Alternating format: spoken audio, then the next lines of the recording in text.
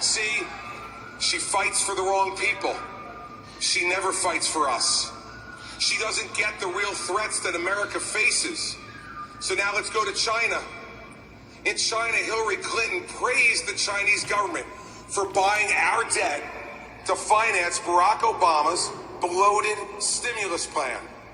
She was so desperate for Chinese cash, she promised to oppose the Buy American provision in the stimulus bill in exchange for the cash to finance a huge expansion of federal government spending.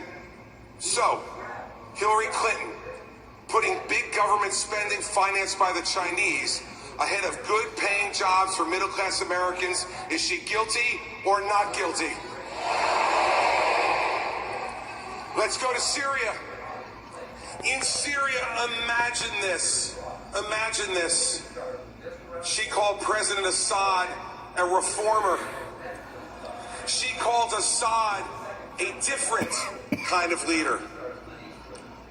There's now 400,000 dead. Think about that. 400,000 dead at the hands of the man that Hillary defended. So we must ask this question. Hillary Clinton, as an awful judge of the character of a dictator and butcher in the Middle East, is she guilty or not guilty?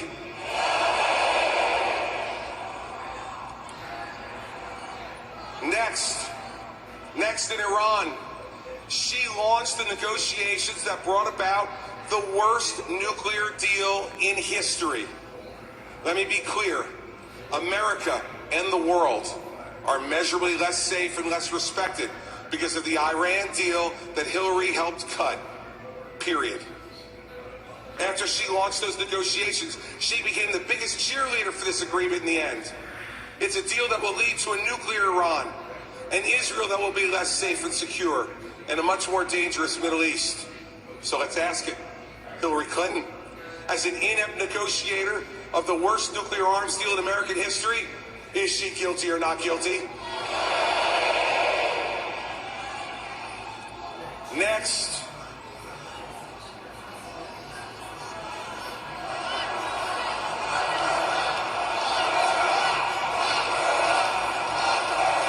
Lock her up.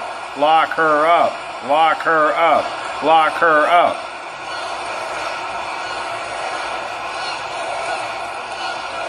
Next.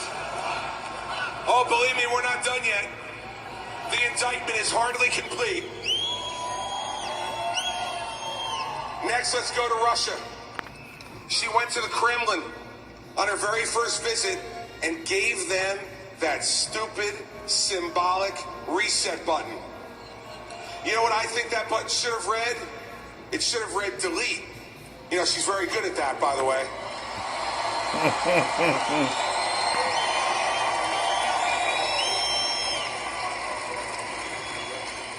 And it should have read delete because she deleted in 4 years the safety and security it took us to build in 40 years.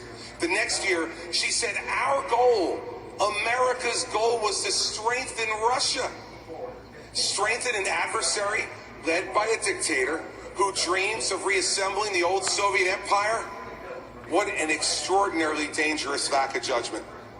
So once again, we need to ask, as a flawed evaluator of dictators and failed strategist who has permitted Russia back in as a major player in the Middle East, is Hillary Clinton guilty or not guilty?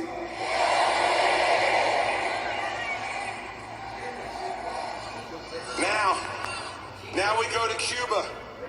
Hillary Clinton supported concessions to the Castro brothers and got almost nothing in return for ending the embargo. She supported a deal that didn't even require this murderous regime to return a cop killer, Joanne Chesimard, to face justice. See, I know about this personally.